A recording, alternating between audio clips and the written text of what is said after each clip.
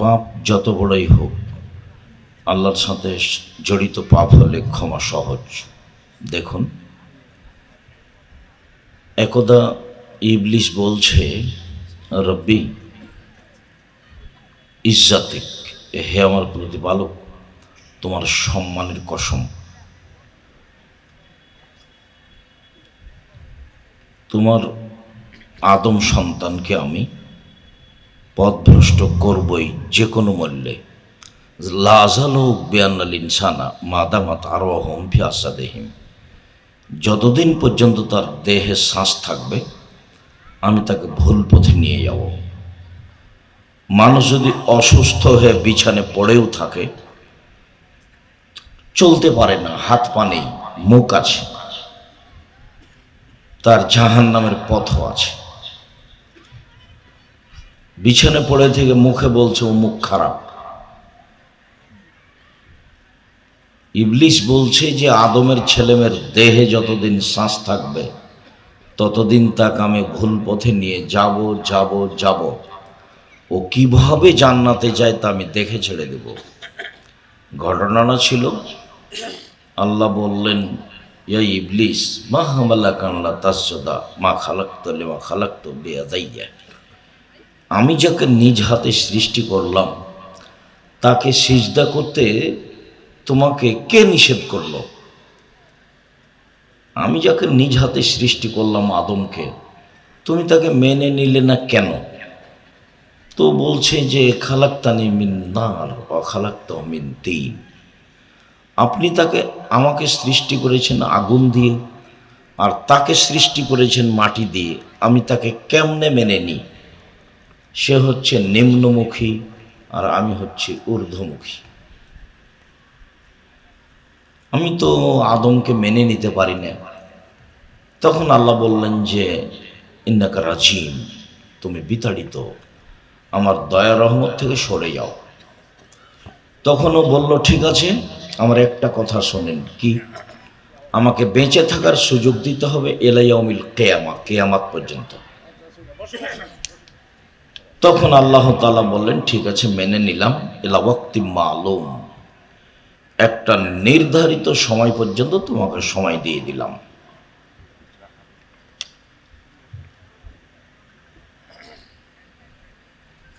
একটা নির্ধারিত সময় পর্যন্ত তোমাকে সময় দিয়ে দিলাম। তবে আল্লাহ ইবলিসের কথা মেনেই নিলেন।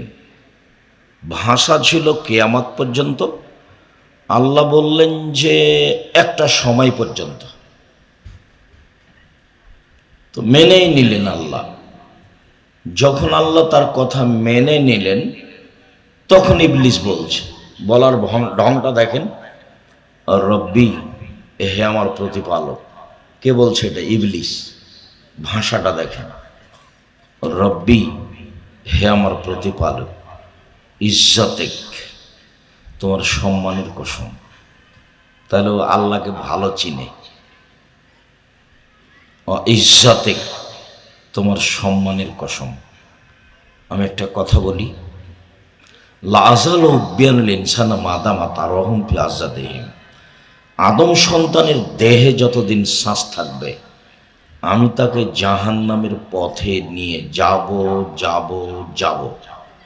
তোমার সম্মানের কসম করে বলছি।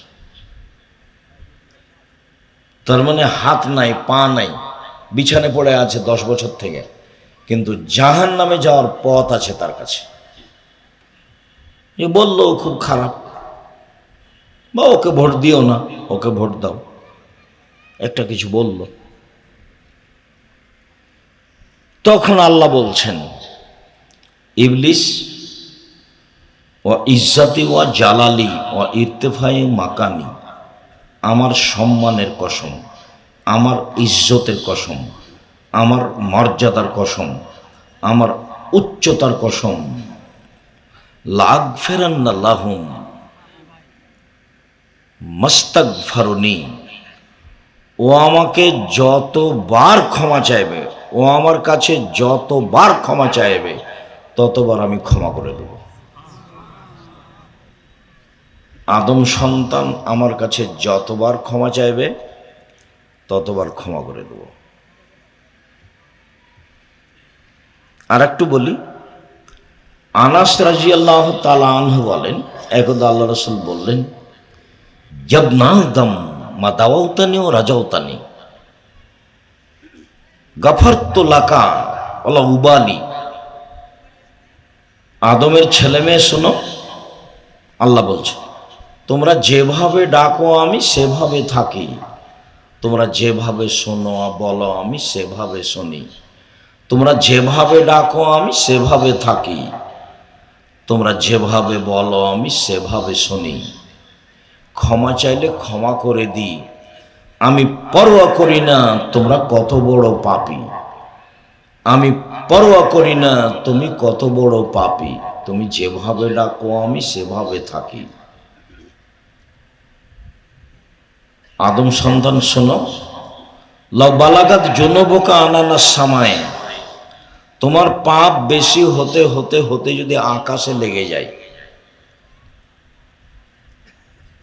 এরপরে যদি তুমি আমার কাছে ক্ষমা চাও, গাফারতু লাকা ওয়ালা উবালি, আমি তোমাকে ক্ষমা করে দেব, আমি পরোয়া করি না তুমি কত বড় পাপী, আমি পরোয়া করি না তুমি কত বড় পাপী, তুমি যেভাবে থাকো, তুমি যেভাবে ডাকো আমি সেভাবে থাকি, তুমি যেভাবে ডাকো আমি সেভাবে থাকি, আমি পরোয়া করি না তুমি কত বড় পাপী। বিচারের মাঠে আবার আল্লাহ আসবেন সব আদম সন্তানের সামনে, এসে বলবেন, জব নাদম লা আতাইতুকা বিকুরাবিল আরজি মাগফিরাতান, তুমি যে পরিমাণ পাপ নিয়ে উপস্থিত হয়েছ আমি সেই পরিমাণ ক্ষমা নিয়ে উপস্থিত হয়েছি। বিচারের মাঠে তোমাদের পাপ আকাশ জমিন পরিপূর্ণ।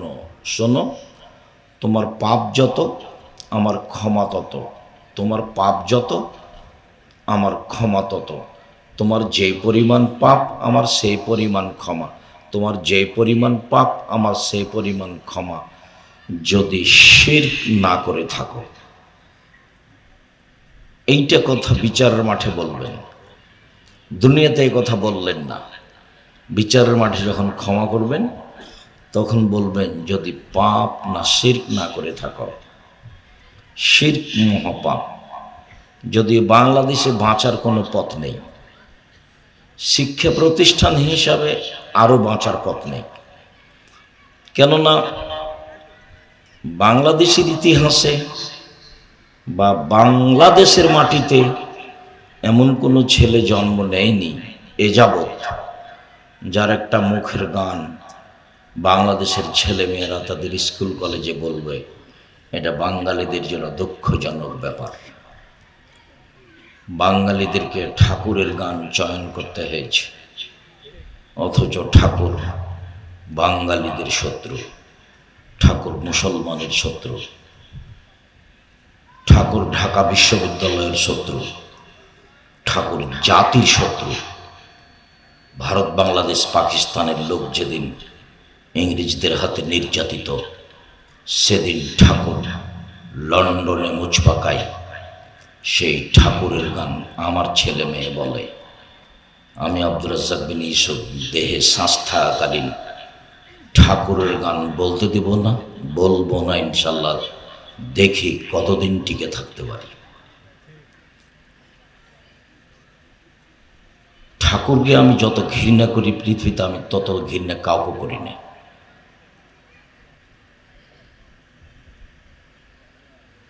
ঠাকুর যতবার বলেছে, ও কালিমা তোমার আকাশ, ও কালিমা তোমার বাতাস। কালিমার আকাশ বাতাস নয়, আমাকে ভুল বুঝাবেন না। আপনার বিদ্যাকে আমি কবর দিতে এসেছি। 90 সাল থেকে আপনার বিদ্যাকে আমি আমার পায়ের নিচে রেখেছি, আপনি মনে কিছু নেবেন না। সম্মানিত দিনী ভাই বোন, আপনার রাগ করার কিছু নেই। বাঙালি মানুষ আপনি, আপনার রাগ করার কি আছে? আপনার জীবনটাই শিরকের সাথে জড়া। আমি তো দিবস পালন করলে মক্কা বিজয়ের দিন করতাম। আমি মুসলিম, আমি যদি কোনো দিবস পালন করতাম তো কোন দিন করতাম? আমি মক্কা বিজয়ের দিন করতাম। আমার মুসলমান হিসাবে দিবস পালনের দিন মক্কা বিজয়ের চেয়ে আমার কাছে কোনো দিন পছন্দনীয় নয়। সাথে সাথে আমি যদি শহীদ মিনার তৈরি করতাম, কার করতাম? হামজার করতাম। আল্লাহ রাসূল বলছেন সৈয়দুশ শুহাদায়ে হামজা ইবনে আব্দুল মুত্তালিব, শহীদদের সর্দার হামজা ইবনে আব্দুল মুত্তালিব। পৃথিবীতে যত শহীদ হয়েছে, যত শহীদ হচ্ছে, কিয়ামত পর্যন্ত যত শহীদ হবে, সবার সর্দার কে? হামজা রাদিয়াল্লাহু তাআলা আনহু। যেহেতু আমি তার করি না, কিয়ামত পর্যন্ত কারোর জন্য করব না, দেহে শ্বাস থাকাকালীন করব না ইনশাআল্লাহ। বিচারের মাঠে আল্লাহ বলবেন, আদম সন্তান, তোমার পাপ যত আমার ক্ষমা তত, তোমার পাপ যত আমার ক্ষমা তত, তোমার যেই পরিমাণ পাপ আমার সেই পরিমাণ ক্ষমা, তোমার যেই পরিমাণ পাপ আমার সেই পরিমাণ ক্ষমা, যদি শিরক না থাকে। প্রত্যেক দিন আল্লাহ তাআলা আকাশ থেকে নেমে আসেন রাতের 3 ভাগের 2 ভাগ পার হওয়ার পরে। প্রত্যেক রাতে পৃথিবীতে যখন যেখানে রাতের 3 ভাগের 2 ভাগ পার হয়, তখন তিনি আকাশ থেকে নেমে আসেন পৃথিবীর সব মাটিতে। প্রথম আকাশে নেমে এসে তিনি বলেন, তোমরা কিছু চাও কি? চাও, চাইলে দেব। তোমরা কিছু আমাকে বলো কি? বলো, শুনব। তোমরা আমার কাছে ক্ষমা চাও কি? চাও, ক্ষমা করে দেব।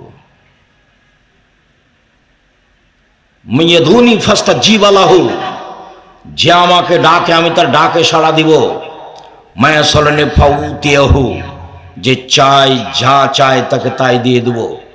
মায়াস্তাগফিরুনি ফাগফির লাহু, যে আমার কাছে ক্ষমা ভিক্ষা চায় তাকে আমি ক্ষমা করে দেব। ফজর পর্যন্ত বলতে থাকেন। আমি তখন ঘুমিয়ে, আপনি তখন ঘুমিয়ে। এটা মানাই না। মুখখান চুপটি করে থাকেন কেন? কিছু বলেন না কেন? মাল্লাম ইয়াসালিল্লাহ ইয়াগজাব আলাইহি, যে ওর কাছে চায় না তার উপরে ও অসন্তুষ্ট হয়, আর যে চাই তার উপরে খুশি হয়। ঠিক বলেছ, আমি তো দিতে পারি। বলো, আরো বলো, আমি তো দিতে পারি। চাইলে খুশি হয়, না চাইলে বেজার হয়। তার নাম আল্লাহ। তো আল্লাহর সাথে জড়িত পাপ ক্ষমা নেওয়া সহজ, মানুষের সাথে জড়িত পাপ ক্ষমা নেওয়া সহজ নয়। যেমন জেনা মহাপাপ, মহাপাপ। রাসূল সাল্লাল্লাহু আলাইহি সাল্লাম বলছেন, অবিবাহিত ছেলে মেয়ে যদি জেনায় লিপ্ত হয়, তাহলে তাকে 100 লাঠি পিটিয়ে এলাকা থেকে 1 বছরের জন্য তাড়িয়ে দিতে হবে। তিনি বলেন, আস-সাইবু বিস-সাইবার রাজম, বিবাহিত ছেলে মেয়ে যদি জেনায় লিপ্ত হয়, তাহলে তাকে ইট ঢেল পাথর দিয়ে মেরে মেরে মেরে ফেলতে হবে। বিবাহ করার পরে জেনায় লিপ্ত হলে তার বেঁচে থাকার কোনো পথ নেই। এরপরেও যদি তার বিচার না হয়, সে যদি আল্লাহর কাছে ক্ষমা চায়, তাহলে আল্লাহ তাকে ক্ষমা করে দেবেন। তিনি গফফার, ক্ষমা করার জন্য প্রতীক্ষমান আছেন। মাইয়াস্তাগফিরুনি ফাগফির লাহু, কে আমার কাছে ক্ষমা চাই তাকে আমি ক্ষমা করে দেব। যতবার ক্ষমা চাইবে ততবার আমি ক্ষমা করে দেব। আমার ইজ্জতের কসম, আমার সম্মানের কসম, আমার মর্যাদার কসম, আমার উচ্চতার কসম, আদম সন্তান যতবার আমার কাছে ক্ষমা চাইবে ততবার ক্ষমা করে দেব। পাপ যত বড়ই হোক না কেন আমি পরোয়া করি না। আর যদি মানুষের সাথে জড়িত পাপ হয়, দোকানে বসে আড্ডা পিটছেন আর বলছেন অমুক ব্যক্তি খারাপ, বললেন খারাপ, এখন ক্ষমা নেন দেখি, চলে যান এবছর উমরাই দিয়ে আর আসিয়েন না। কিয়ামত পর্যন্ত কাবা ঘরের গিলাপ ধরে বলতে থাকেন যে আল্লাহ আমি অমুকের বদনাম করেছি, ক্ষমা করে দাও। আপনার মরা পর্যন্ত ক্ষমা চাইতে চাইতে যদি কোনোদিন ক্ষমা হয়ে যায়, তাহলে ইসলাম ধর্ম মিথ্যা, ইসলাম ধর্ম সত্য নয়। আপনি মানুষের বদনাম করেছেন, আল্লাহর কাছে কান্নাকাটি করে ক্ষমা হবে না, এটাই চূড়ান্ত। কোথায় ক্ষমা আছে? যার বদনাম করেছেন সেখানে ক্ষমা চান। এই ছেলে, ওই যে পিছন দিকে কথা বলছে তুমি শুনতে পাও না? তোমরা যারা দায়িত্ব পালন করছো তারা কি করছো? ওই যে পিছনে গল্প করছে, তার তো হিসাব নেই। গত বছর আসা যায়নি, সেজন্য মন্তব্যের শেষ ছিল না। আজকে উপস্থিত হয়েছি, ঠিকই নিজ নিজ স্থানে গল্প করছি। আপনার গল্প শুনতে এসেছি আমি? আপনাকে আমি ধর্তব্যে রাখি কোনোদিন? না, বল হিসাব আপনার। আপনি আমাকে গল্প দেখাচ্ছেন কেন? আপনাকে তো আমি সম্মান করতে চাই, আপনি নিজেকে পশু প্রাণীর মতো দেখাচ্ছেন কেন? বুঝেও বুঝে না ওরা, অন্তর আছে বুঝে না, দেখেও দেখে না ওরা, চক্ষু আছে দেখে না, শোনেও শোনে না ওরা, কান আছে শোনে না। উলায়েকা কাল আনাম, তারা পশু প্রাণীর মতো, তারা গরু ছাগলের মতো, তারা কুকুর শ্রীর মতো, ভালো মজাল বরং তার চেয়ে খারাপ। কি বুঝাতে চান আপনি? এই কথা তো আমি বলিনি। জাতির যদি রাস্তাঘাট করে দিতে না পারি, জাতির যদি স্কুল কলেজ করে দিতে না পারি, জাতিকে চূড়ান্ত সঠিক ধর্ম দিতে পারবো ইনশাল্লাহ। ধর্মের ব্যাপারে জাতিকে ফাঁকি দিয়ে পরকাল হারাতে রাজি নই, এই হিসাব কোনোদিন করি না। আপনাকে রূপক কিছু শোনাতে হবে এটা আমার কোনোদিন প্রয়োজন হয়নি, আর আপনাকে হিসাব করে আমাকে দুটা কথা বলতে হবে এরকম প্রয়োজন আমার জীবনে কোনোদিন হয়নি। 90 সাল থেকে মাঠে আছি, 90 সালে যেভাবে ছিলাম আজও ওইভাবেই আছে আলহামদুলিল্লাহ।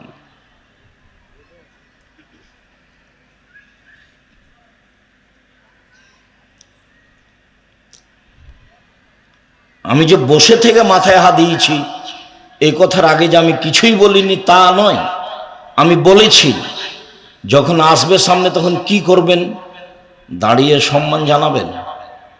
তা হাসি দিয়ে উত্তর দিয়েছে, মুখে বলেনি। তখন আমি বলেছি অল্প দিন বাঁচতে এসব পরকাল হারাতে রাজি নয়, যা হবে হবে।